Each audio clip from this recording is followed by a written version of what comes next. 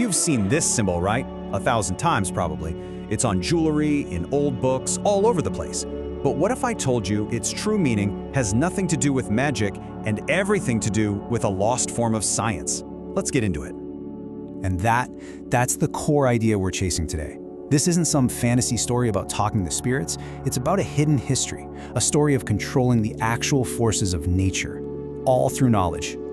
So first up, we've got to separate the story you think you know from a reality that might have been hidden on purpose. We're talking the myth versus the device.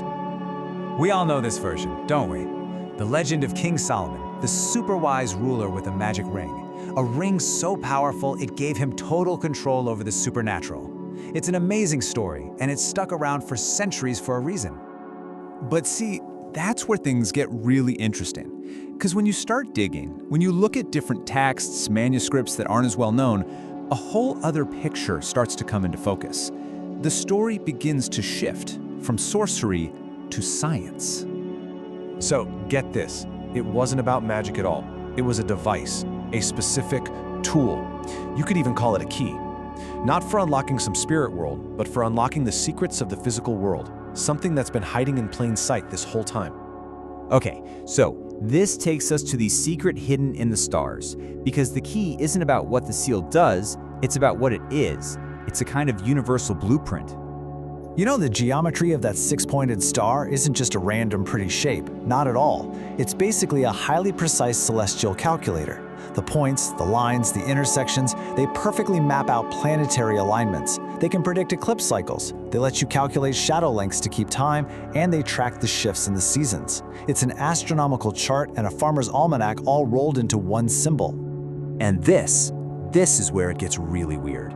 This exact, complex, geometric tool, it doesn't just show up in ancient Israel. Nope, it pops up all over the ancient world. We're talking India, Arabia, Persia, North Africa, in civilizations that supposedly never even talk to each other.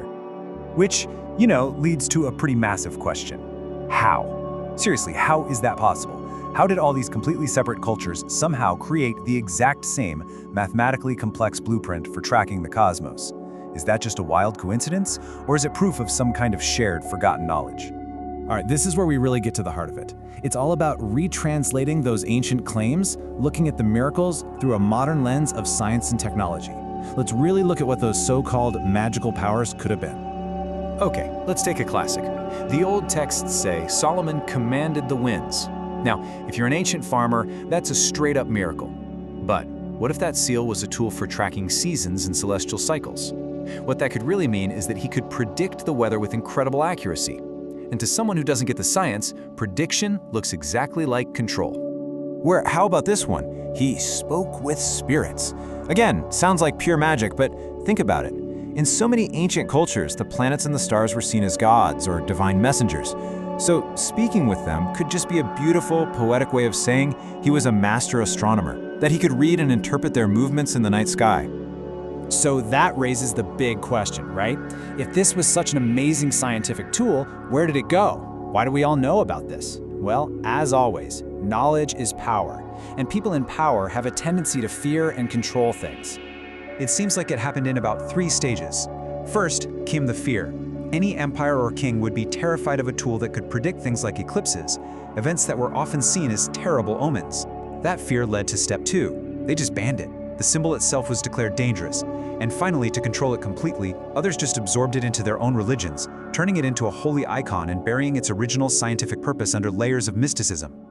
And that brings us to the final reveal. The one idea, the one sentence that really ties this whole thing together.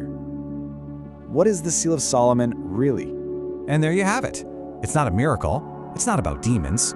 It is brilliant mathematics pretending to be magic. It's a science so advanced for its time that, to anyone on the outside, it could only ever look like some kind of supernatural power. And this idea, this thread of ancient science being disguised as legend, it does not end here, not even close. So stay with me for the next explainer, because we are heading into Petra, a jaw-dropping city carved out of solid rock, a city built entirely to align with the movement of starlight. Trust me, you are not going to want to miss it.